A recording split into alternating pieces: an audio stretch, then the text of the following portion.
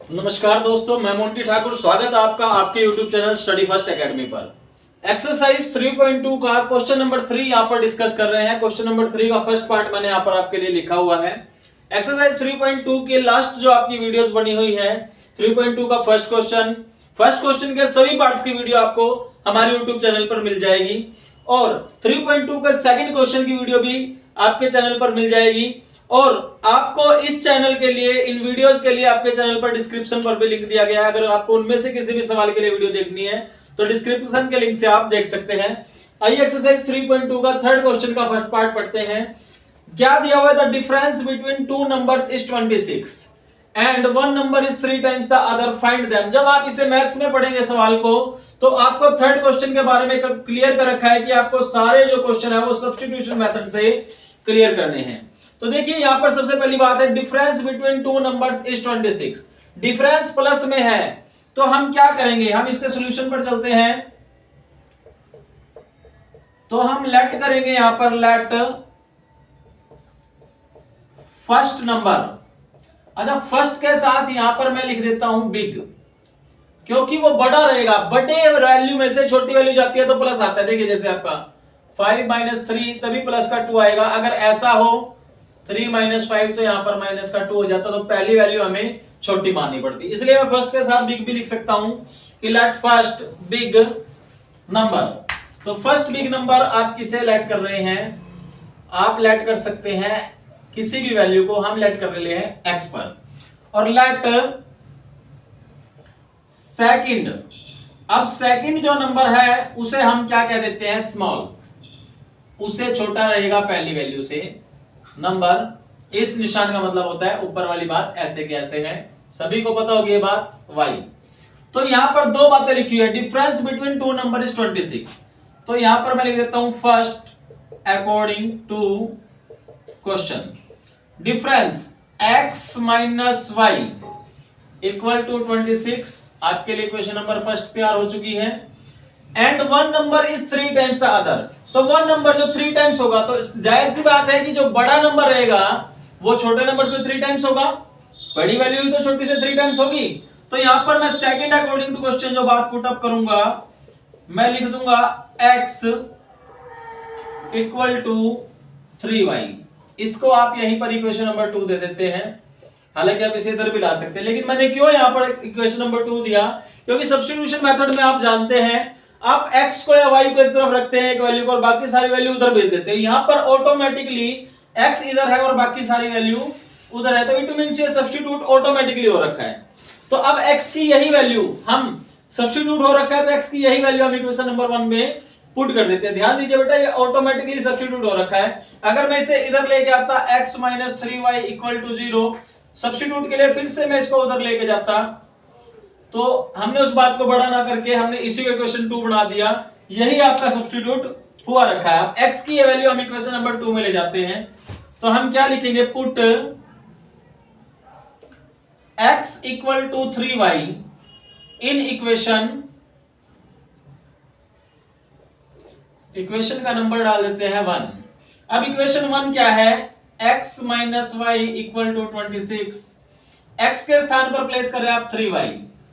3y - y equal to 26। 3y में से जब आपका एक y जा रहा है तो आपका बन गया 2y। 2y इक्वल टू 26, और ये मल्टीप्लाई का 2 जब उधर जाएगा तो डिवाइड हो जाएगा 26 अपॉन में 2, कट जा रहा है 13 पर। यहां पर यूज कर लेते हैं हम इक्वेशंस की नंबरिंग थोड़ी छोटी कर लेते हैं ताकि हमें वहां पर ज्यादा स्पेस मिल जाए। 1 2, यहां पर हम इस छोटे से स्पेस को यूज कर रहे हैं। तो y की वैल्यू आपको क्या मिल चुकी है? 3। अब y की वैल्यू आपको प्लेस करनी है इक्वेशन 1 में या 2 में, ताकि आपको x की वैल्यू मिल जाए। तो मैं इक्वेशन 2 में कर रहा हूं, सिंपली आपको वैल्यू मिल जाएगी। पुट वैल्यू ऑफ y, क्या लिखेंगे आप? Put value of y in equation 2। Equation number 2 क्या है आपका? x equal to 3y। तो x equal to 3 into y की वैल्यू हो गई 13, x इक्वल टू 39। देखिए क्या ये नंबर इससे 3 टाइम्स है? 13 3 जा 39, 3 टाइम्स है। सेकंड वन बात कहते हैं कि इनका डिफरेंस था 26, तो देखिए 39 में से 13 जाएगा तो आपका 26 मिलेगा। इट मींस आप सॉल्यूशन के करीब पहुंच चुके हैं। लेकिन आपको स्टेटमेंट के क्वेश्चन का सॉल्यूशन एग्जामिनेशन हॉल में स्टेटमेंट में ही आपको सॉल्यूशन लिख कर देना है। एक बार आप इसकी स्क्रीनशॉट ले सकते हैं। इसके लिए बाद में मैं आपको अभी स्क्रीनशॉट के जस्ट बाद मैं आपको इसका आंसर लिखकर दे देता हूं। आप स्क्रीनशॉट ले लीजिए। देखिए अब आप आंसर कैसे लिखेंगे? आप लिख चुके हैं x और y की वैल्यू निकाल चुके हैं, तो आपको आंसर कैसे लिखना है उसके लिए चलते हैं हम। x आया था 39 जो आपने लेट किया था, जो आपने लेट किया था। लेट के स्थान पर ही आप लिख देंगे देयरफॉर फर्स्ट, साथ में मैंने वर्ड लिखा था बिग नंबर, पहले उधर x था, अब इस x को इधर लिख दो और इक्वल टू में डाल दो 39 और देयरफॉर सेकंड स्मॉल नंबर, पहले उधर y है इधर ब्रैकेट में डाल दो और इक्वल टू में लिख दिया 13। दोनों को आप इकट्ठा आंसर में एग्जामिनेशन हॉल में शो करके आएंगे। उम्मीद करते हैं वीडियो आपको पसंद आ रही होगी। अगर पसंद आ रही है तो इसको लगातार अपने दोस्तों के साथ शेयर करते रहें ताकि उन्हें भी इस तरह की एक्सरसाइज में, इस तरह के क्वेश्चन में किसी तरह की प्रॉब्लम ना आए।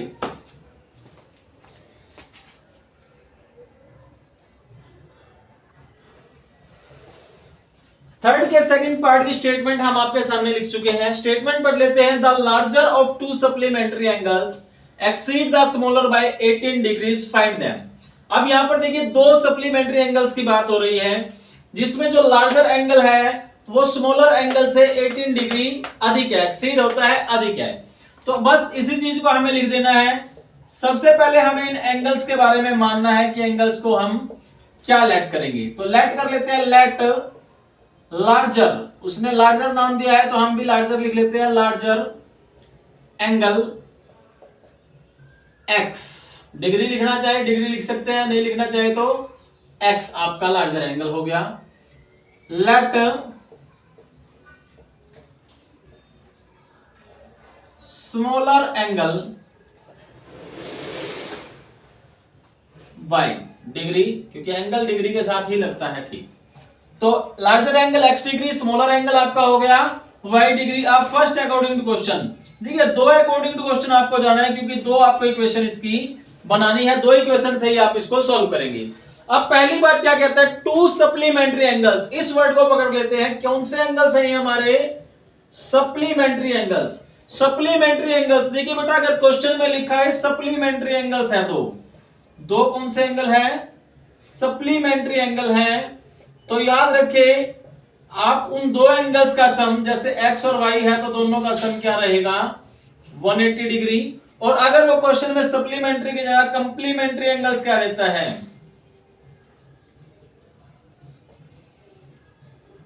तो आप उन दो एंगल्स का सम कितना रखेंगे? 90 डिग्री। सप्लीमेंट्री ऐसे दो एंगल्स रहेंगे आपके, दो एंगल्स बोल रखे हैं जिनका सम 180 रहेगा, और कंप्लीमेंट्री अगर दो एंगल्स बोल रखे हैं तो उनका सम 90 डिग्री रहेगा। तो फर्स्ट अकॉर्डिंग टू क्वेश्चन में आपकी यही बात आ जाती है, x plus y equal to 180 degree. ये आपके लिए क्वेश्चन नंबर फर्स्ट हो गई। अब सेकंड अकॉर्डिंग टू क्वेश्चन में क्या कहता है, जो बड़ा एंगल है इट मींस x, छोटे से y से कितना प्लस है? 18 डिग्री प्लस है। ये आपकी इक्वेशन नंबर 2 हो गई।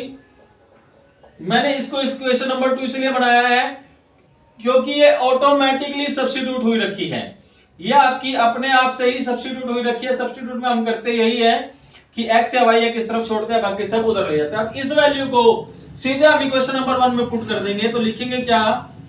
Put x equal to y plus 18 degree in equation first. आपके पास इक्वेशन नंबर फर्स्ट क्या है? आपके पास इक्वेशन नंबर फर्स्ट है x plus y equal to 180 degree. अब x के स्थान पर प्लेस कर रहे हैं हम y प्लस वाई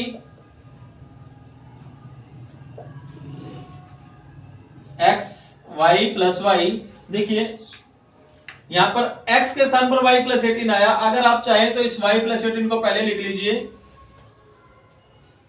अब ये y लिख लीजिए, बात वही थी, equal to 180 degree. y plus y 2y आपका बन गया, प्लस का 18 बॉर्डर क्रॉस करके जाएगा तो आपका माइनस का 18 हो जाएगा, तो 2y इक्वल टू आपका हो गया 162। बाद में फिर से हम बोर्ड का जो पार्ट जो खाली बचा है उसको यूज कर रहे हैं। अब मल्टीप्लाई का 2 उधर जाता है तो डिवाइड में हो जाता है, तो y आपका हो गया 162 डिग्री अपॉन में 2, 2 8 जा 16, 2 1 जा 2, y आपका हो गया 81 डिग्री। 81 डिग्री आपकी y की वैल्यू आ रही है। अब y की वैल्यू प्लेस कर दीजिए इक्वेशन 1 में या 2 में x की वैल्यू निकालने के लिए, तो हम y की वैल्यू 2 में प्लेस कर देते हैं। क्या लिखेंगे हम, put value of y in equation 2। Equation number 2 क्या है आपकी, देख लीजिए, x equal to y plus 18, तो x equal to y plus 18 degree. y की वैल्यू आप क्या निकाल चुके हैं, y की वैल्यू आप निकाल चुके हैं 81 डिग्री, तो x इक्वल टू 81 प्लस 18, आप इन दोनों को जोड़ रहे हैं तो आपको मिल रहा है 99 डिग्री। अब आपको स्टेटमेंट का क्वेश्चन है, स्टेटमेंट में आप आंसर दे के आएंगे, तो आप स्टेटमेंट में आंसर किस प्रकार से दे के आएंगे उसे मैं लिखवा देता हूं। आप स्टेटमेंट में आंसर लिखेंगे देयरफॉर लार्जर एंगल, x था, x इधर रखा आपने 99 degree, therefore smaller angle y आपका 81 डिग्री। दोनों के साथ आप आंसर शब्द को सुशोभित कर आ सकते हैं। उम्मीद कर रहे हैं वीडियो आपको पसंद आ रही होगी, आप इसका स्क्रीनशॉट ले सकते हैं।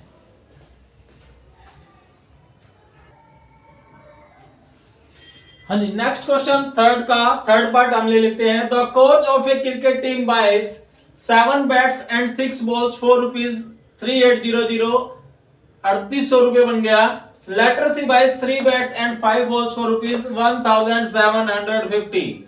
कभी कहो सर 13800 बोलते हैं 1750, 1750 रुपए में। Find cost of each bat and each ball, एक बैट की अलग से कॉस्ट क्या रहेगी, एक बॉल की अलग से कॉस्ट क्या रहेगी, वो पूछता है आपसे। करना ये भी सब्स्टिट्यूशन से है, क्योंकि क्वेश्चन की जो हेडिंग दे रखी है आपके गणित में, मैथ्स में, उसमें हेडिंग में लिखा हुआ है कि आपको सब्स्टिट्यूशन से इसको पूरे को सोल्व करना है। तो यहां पर क्या है, क्या निकालना है, find cost of each bat, तो आप उसे ही मान लेते हैं, आप मान लेते हैं यहां पर लेट कॉस्ट ऑफ 1 बैट, एक बैट की कॉस्ट आप मान लेते हैं x रुपीस का एक बैट आ रहा है। फिर लिखेंगे आप लेट कॉस्ट ऑफ 1 बॉल, एक बॉल की कॉस्ट आप मान लेते हैं कि ₹y की 1 बॉल आ रही है। अब फर्स्ट अकॉर्डिंग टू क्वेश्चन, मैंने कहा आपको 2 अकॉर्डिंग टू क्वेश्चन चलना है, क्योंकि 2 समीकरण आपको बनानी है। क्या खरीदा जा रहा है, 7 बैट्स 7x, साथ में 6 बॉल प्लस का 6y, और पेमेंट दी जा रही है 3800 रुपए, 3800 रुपए। इक्वेशन नंबर फर्स्ट आपने बनाकर छोड़ दी। सेकंड अकॉर्डिंग टू क्वेश्चन आप चलते हैं। अब क्या खरीदा जा रहा है, अब खरीदा जा रहा है 3 बैट्स एंड 5 बॉल्स, और पेमेंट दी जा रही है आपकी 3 bat 3x, 5 ball 5y। Payment कितनी दी जा रही है आपकी 1750 रुपए। Equation number 2। तो सब्स्टिट्यूशन मेथड है, तो आपको यहां पर सब्स्टिट्यूट करना पड़ेगा x को या y को इक्वेशन 1 से या 2 से। ये लाइन फिर आपको लिखनी पड़ेगी, सब्स्टिट्यूट x को कर देते हैं फ्रॉम इक्वेशन फर्स्ट से लिख लेते हैं, क्या है 7x plus 6y equal to 3800। अब 7x को इधर छोड़ रहे हैं तो प्लस का 6y उधर जाएगा, माइनस का 6y हो जाएगा। मुझे x को सब्स्टिट्यूट करना है, 7x को नहीं, तो मल्टीप्लाई का 7 भी उधर जाएगा, मल्टीप्लाई की वैल्यू उधर जाएगी तो आपकी डिवाइड हो जाएगी और आपको इसे समीकरण का नाम देना पड़ेगा समीकरण नंबर 3, इक्वेशन नंबर 3। मैंने हाफ बोर्ड को अभी यूज नहीं किया है, हाफ बोर्ड को इसके आगे पार्ट सोल्व करने के लिए कर लेते हैं। अब x की ये वैल्यू हमने जहां से सब्स्टिट्यूट की हुई है इसमें प्लेस ना करके दूसरे में प्लेस करेंगे, यानी इक्वेशन नंबर 2 में आप इसे प्लेस करेंगे। तो मैं लिख रहा हूं कि x equal to 3800 minus 6y upon 7, यही आपका आया है। पुट कर देते हैं इसको, पुट x बराबर this in equation number 2, in equation 2। आपके पास इक्वेशन 2 क्या है, पहले आप उसे लिखेंगे 3x plus 5y equal to 1750। अब x के स्थान पर प्लेस करेंगे आप 3 इंटू में आपका आ गया 3800 माइनस 6y अपॉन 7, प्लस में 5y चल रहा है आपका, इक्वल टू आपका चल गया 1700। इस तरीके से ऊपर नीचे अगर डिवाइड होता है तो आप डिवाइड कर देंगे, और अगर डिवाइड नहीं होता है तो आप सीधे तौर पर मल्टीप्लाई कर देंगे। 3 8 जा 24, 2 कैरी हुआ, 3 3 जा 9, 9 और 2 11, 3 6 जा 18, और इन दोनों के अपॉन में इकट्ठा लिखा हुआ है 7। यहां पर आपका आ गया 5y, इसके अपॉन में 1 डाल देते हैं 1750, इसके अपॉन में 1 डाल देते हैं 1। मैंने अपॉन में क्यों डाला, क्योंकि मेरा नेक्स्ट स्टेप होगा इसको एलसीएम लेने का। तो एलसीएम जब हम इसे ले रहे हैं तो आपको 7 एलसीएम मिल रहा है। एलसीएम में हम क्या करते हैं, लोअर पार्ट को लोअर पार्ट से डिवाइड करते हैं। इट मीन 7 को 7 से डिवाइड कर रहे हैं, तो 7 को 7 से डिवाइड करेंगे 1 आपका मिलेगा, और जो भी आपका मिलेगा उसे अपर पार्ट से गुना कर देते हैं। तो एज इट इज आपका आ जाएगा 11400 माइनस 18y, निशान को ऐसे उठा लेते हैं। 7 को 1 से डिवाइड करेंगे तो आपको 7 मिलेगा, और 7 को 5 से मल्टीप्लाई करेंगे आप 35 आपको मिलेगा। अब 7 को 1 से डिवाइड करेंगे तो 7 और 7 को मल्टीप्लाई कर देते हैं, देखिए 0 7 5 जा 35, 3 कैरी हुआ, 7 7 जा 49, 49 और 3 52, 2 आ गया आपका, 5 कैरी हुआ, 7 1 जा 7, 7 और 5 12। और जब हम दोनों तरफ एलसीएम ले देते हैं तो इस अपॉन वाली वैल्यू की कोई भी जरूरत हमें नहीं रह जाती, इसको यानी हम यूज कर चुके हैं। तो अब देखिए हमें क्या मिल रहा है, 11400 minus 18y plus 35y equal to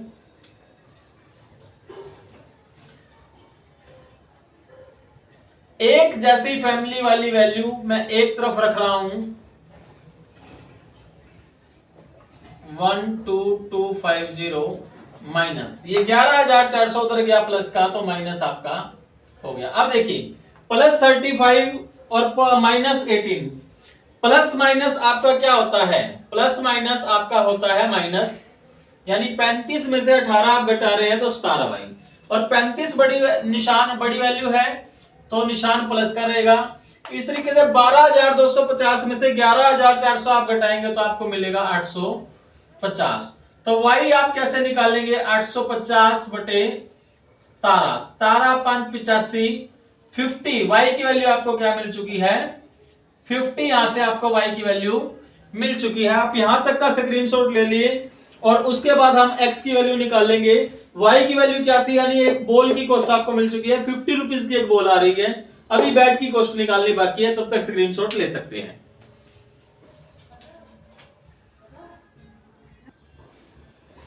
हाँ जी, तो मैं एक y की वैल्यू प्लेस कर रहा हूं इक्वेशन नंबर 3 में। 3 में मैं क्यों पुट कर रहा हूं, मैं आपको कई बार बता चुका हूं कि थ्रू हमारा सब्स्टिट्यूट होने के बाद वैल्यू आई। आप हालांकि किसी में भी पुट करेंगे तो आपको x की वैल्यू मिल जाएगी, लेकिन सब्स्टिट्यूट होने के बाद जो आती है आपके पास इक्वेशन, आप उसमें अगर पुट कर रहे हैं तो डायरेक्टली आपको आंसर मिल जाएगा। अब y की वैल्यू आपकी आई थी 50, तो यहां पर हम डायरेक्टली प्लेस कर रहे हैं 3800 माइनस 6 इंटू 50 अपॉन में 7, तो आपका हो गया 3800 माइनस 6 5 जा 30, यानी कि 300 आपका हो जाएगा। 0 एक कैरी था पहले ही उधर रखा हुआ था, 7 यानी कि आपका मिल गया 3500 अपॉन 7, 7 5 जा 35, 500। आपको x की वैल्यू मिल जा रही है 500 रुपए। आपके पास x और y दोनों वैल्यू आ चुकी है, इट मींस आपके पास आंसर आ चुका है। तो आप क्या लिखेंगे, देयरफॉर प्राइस ऑफ, प्राइस नहीं हमने कॉस्ट माना था तो कॉस्ट भी लिख सकते हैं आप, therefore cost of 1 bat, x मानी थी, x इधर रख के आप लिखेंगे ₹500 और therefore cost of 1 ball, y इधर रखकर आप लिखेंगे ₹50 और आप इसको आंसर से सुशोभित कर सकते हैं। उम्मीद करते हैं आपको हमारी वीडियो पसंद आई होगी। ऐसे ही वीडियो देखने के लिए लगातार हमसे बने रहे, हमारे चैनल को सब्सक्राइब कीजिए और ज्यादा से ज्यादा शेयर कीजिए। धन्यवाद।